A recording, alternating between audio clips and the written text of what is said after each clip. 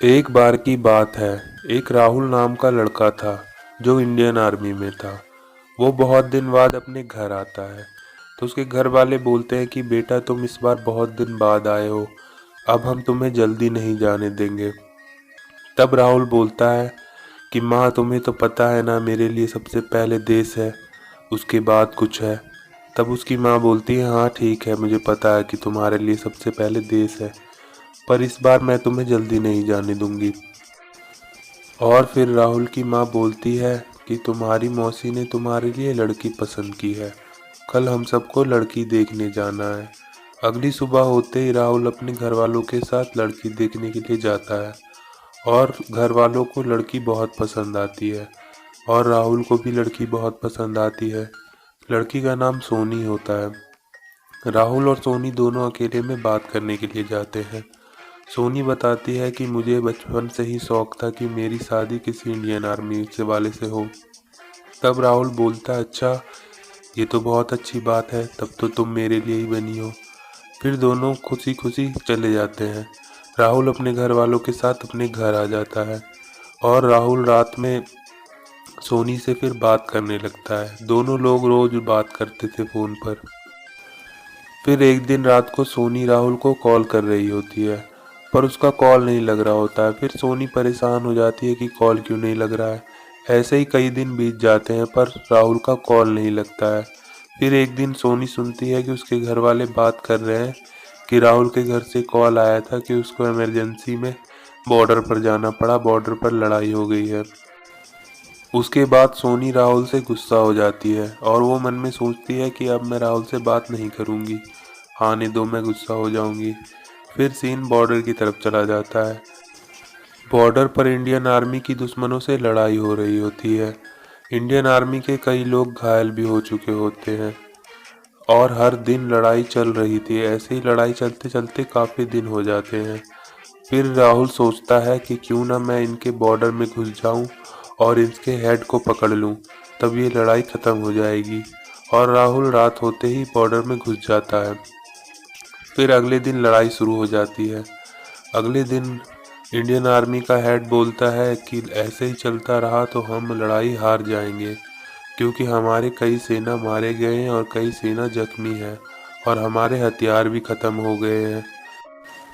फिर रात हो जाती है और लड़ाई रुक जाती है। इंडियन आर्मी सब अपने टेंट में चले जाते हैं। तभी रात में दुश्मन की सेना इन पर धोखे से हमला कर देती है और सारे इंडियन आर्मी को मार देती है। और अगले दिन दुश्मन की सेना अपनी जीत का खुशी मना रही होती है, पार्टी कर रहे होते हैं। तभी वो देखते हैं कि सामने से इंडियन आर्मी की सेना आ रही है।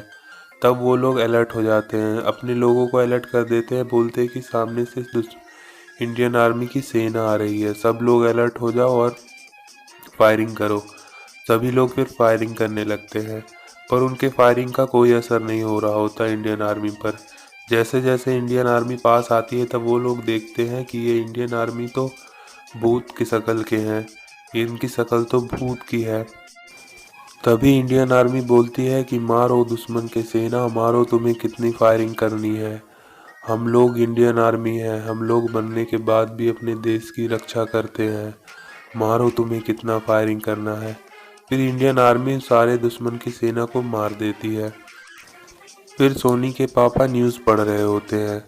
वो देखते हैं कि न्यूज़ में लिखा होता है कि दुश्मनों ने इंडियन आर्मी पर धोखे से हमला कर दिया और सारे लोगों को मार दिया। तो ये सुनकर सोनी बहुत रोने लगती है और वो न्यूज़ देखती है टीवी में, तो उसमें भी लिखा आता है कि दुश्मनों ने इंडियन आर्मी को धोखे से मार दिया। और तभी टीवी पर ये न्यूज़ भी आता है कि सारी दुश्मन की सेना मारी गई और उनकी लाश बहुत ही घटिया हालत में मिली है। ये सुनकर सोनी बोलती है कि माँ, ये लोग कह रहे हैं कि इंडियन की सारी सेना मारी गई, तब फिर दुश्मनों को किसने मारा। फिर सब रोने लगते हैं। तभी न्यूज़ आता है कि इंडियन आर्मी की ट्रेन आते हुए दिखाई दी है। इंडियन आर्मी तो सारी मारी गई पर इस ट्रेन में कौन सी इंडियन आर्मी है, ये देखने के लिए लोग स्टेशन पर खचाखच भरे हुए हैं। और फिर सोनी और राहुल के घर वाले स्टेशन पर पहुंच जाते हैं और फिर ट्रेन का इंतज़ार करने लगते हैं। तभी वो लोग देखते हैं कि सामने से ट्रेन आ रही है और वो लोग खुश हो जाते हैं कि क्या पता इसमें हमारा बेटा राहुल भी होगा। तभी ट्रेन रुकती है और उसमें से एक इंडियन आर्मी निकलता है।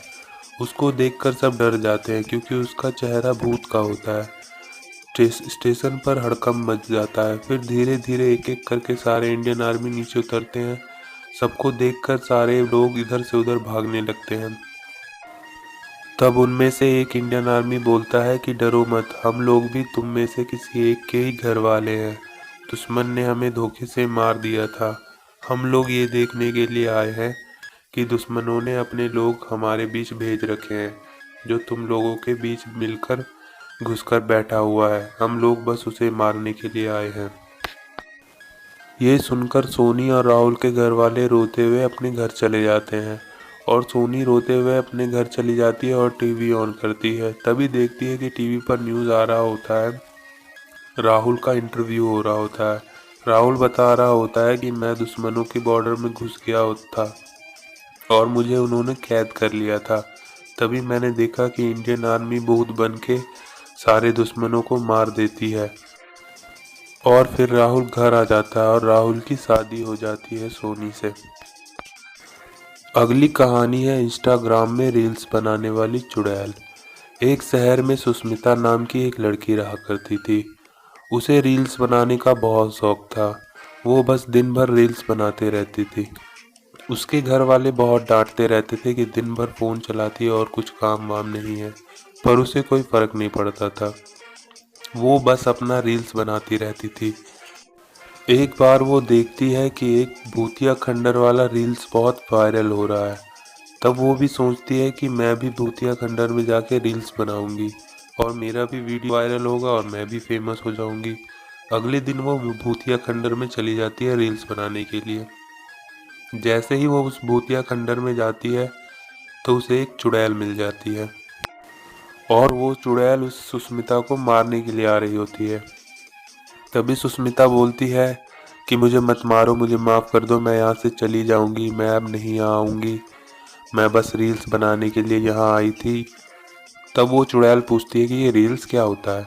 तब सुष्मिता बोलती है कि तुम रील्स के बारे में नहीं जानती, इंस्टाग्राम पे हम अपना वीडियो बना के अपलोड करते हैं, उसे रील्स बोलते हैं और इस पे हमें लोग फॉलो करते हैं, लाइक करते हैं, हम फेमस होते हैं।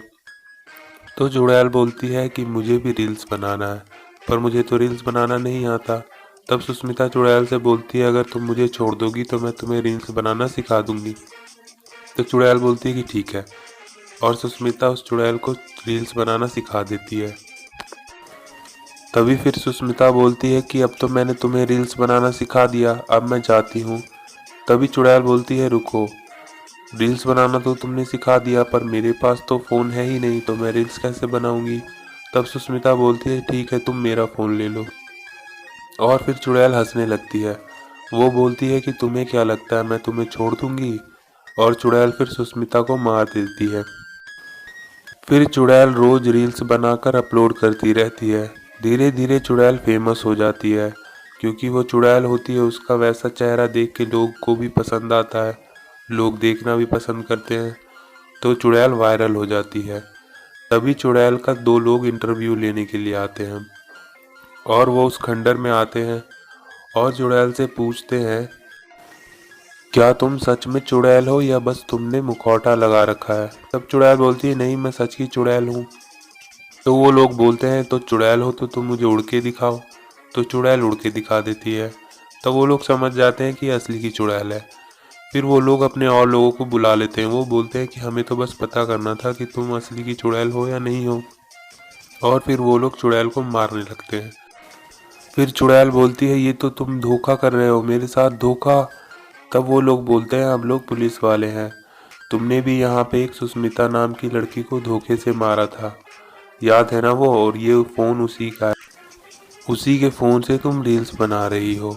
हम लोग कब से इस खूनी का तलाश कर रहे थे, आज जाकर तुम हमें मिली हो। और फिर वो लोग चुड़ैल को मारते रहते हैं। मारते मारते वो लोग फिर चुड़ैल को मार देते हैं और ये वीडियो भी वायरल हो जाता है।